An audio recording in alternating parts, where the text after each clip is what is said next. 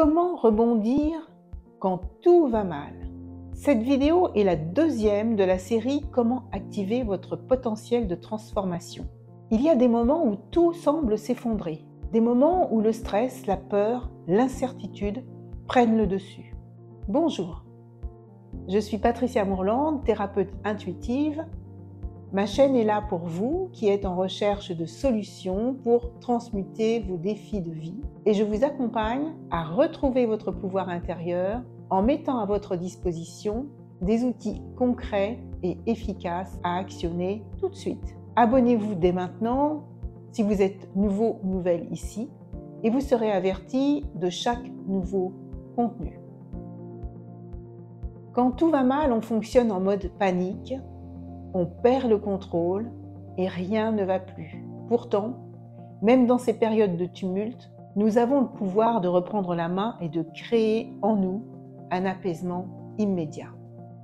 Aujourd'hui, je vous propose 3 étapes concrètes pour rebondir quand tout va mal et pour retrouver votre équilibre rapidement. Étape numéro 1. Donnez de la place à votre corps. Étape numéro 2. Mettez du sens sur ce qui vous arrive. Étape numéro 3, reconnectez-vous à ce qui vous fait du bien. Prenez votre compagnon de route pour noter vos expériences après chaque étape. C'est parti. Étape numéro 1, donnez de la place à votre corps pour faire circuler votre énergie.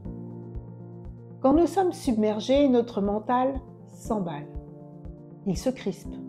Notre esprit n'est pas présent. Il fouille dans le passé, il cogite sur le futur et la machine s'emballe. Dans la situation que vous vivez actuellement, qu'est-ce que vous vous dites? Que vous dit votre corps? Revenez à l'instant présent en fermant les yeux pour vous scanner. Chaque tension dans la nuque, chaque fatigue au réveil, chaque boule au ventre, peuvent représenter un message lié à votre situation. Vous sentez une crispation? Pratiquez la respiration consciente. Inspirez profondément par le nez. Sentez l'air remplir votre poitrine, puis votre ventre. Bloquez un instant votre respiration. Expirez très lentement par la bouche en relâchant toutes les tensions. Bloquez quelques secondes, puis recommencez. Ceci installe un calme intérieur immédiat. Si vous vous sentez vide ou déstabilisé, pratiquez l'ancrage en position debout ou assise. Ressentez le contact de vos pieds avec le sol. Remuez les orteils. Imaginez que vous vous enfoncez dans la terre. Ressentez comme cela vous stabilise et vous sécurise immédiatement. Si vous ruminez ou si vous vous agacez, pratiquez la visualisation les yeux fermés. Projetez-vous dans un lieu de nature que vous aimez et où vous vous sentez bien et en sécurité. Laissez cet espace vous imprégner. Vous pouvez également le faire devant une photo d'un paysage que vous appréciez. Laissez cet espace vous imprégner et imprégner votre être. Dans tous les cas, il est temps de vous occuper de votre équilibre corporel. Par l'auto-hypnose, par des bains, par des massages en conscience. Grâce à la respiration, à l'ancrage et à la visualisation, vous permettez un retour instantané au calme. Vous donnez à votre corps la permission d'exister. En écoutant les signaux de votre corps, vous installez une reprise de contrôle immédiate sur vous-même. Pour aller plus loin, regardez la vidéo sur la respiration, c'est vital. Et regardez également toutes les capsules méditatives et d'auto-hypnose que je vous partage en playlist.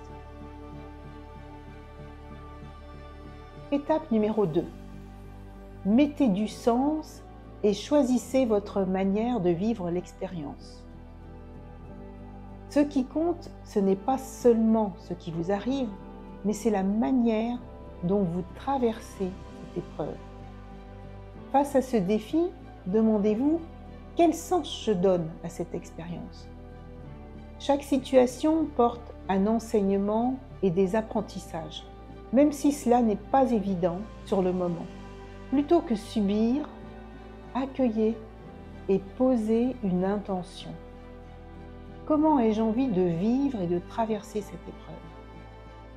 Quel état d'esprit puis-je choisir d'adopter? Quelles qualités vais-je mettre en œuvre? Qu'est-ce que cette expérience m'enseigne sur mes limites? Une fin de cycle? Sur mes besoins? De la reconnaissance, de la légitimité? Sur mes aspirations? Sur mes choix de vie? Et si cette phase était un passage obligé vers un renouveau? En reprenant la responsabilité de votre regard sur la situation, vous cessez d'être une victime. Vous redevenez acteur et actrice de votre destinée. Étape numéro 3. Reconnectez-vous à ce qui vous fait du bien.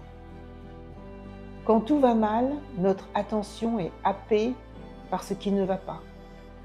Cela crée une situation d'urgence qui n'est sans doute pas nécessaire. Et pour retrouver votre équilibre, posez votre attention sur quelque chose de simple et de positif autour de vous. Prenez par exemple un objet que vous aimez. Observez-le comme si c'était la première fois. Étudiez sa forme, sa couleur, éventuellement son odeur. Vos sentiments au moment où vous avez reçu ou au moment où vous avez acheté cet objet. Qu'est-ce qui vous vient? Est-ce un souvenir qui vous réchauffe le cœur? Qu'est-ce qui vibre en vous en le regardant?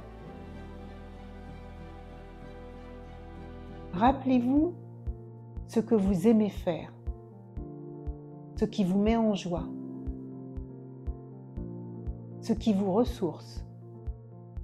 Marcher, courir, créer, cuisiner, jardiner, parler à quelqu'un que vous aimez.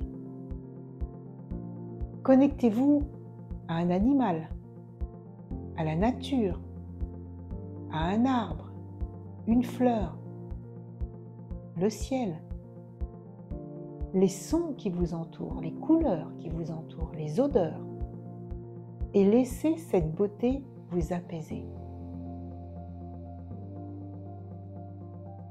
Rapprochez-vous de ceux qui vous aiment et observez comme ils peuvent être, à votre grande surprise, à votre écoute, sans compromis et sans jugement.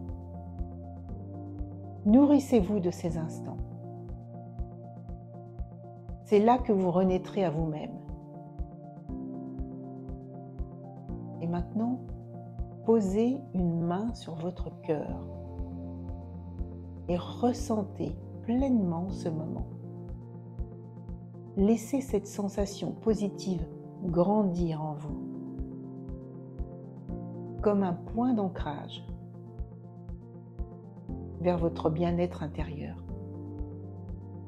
Savourez cet instant d'introspection. Savourez cette connexion à l'ici et maintenant.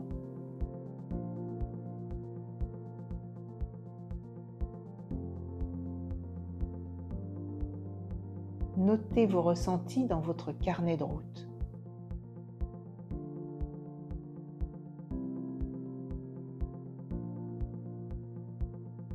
Ceci vous a été utile et bénéfique, alors partagez en commentaire votre expérience et soumettez-moi vos questions. Mettez un pouce, abonnez-vous pour plus de contenu sur l'activation de votre potentiel.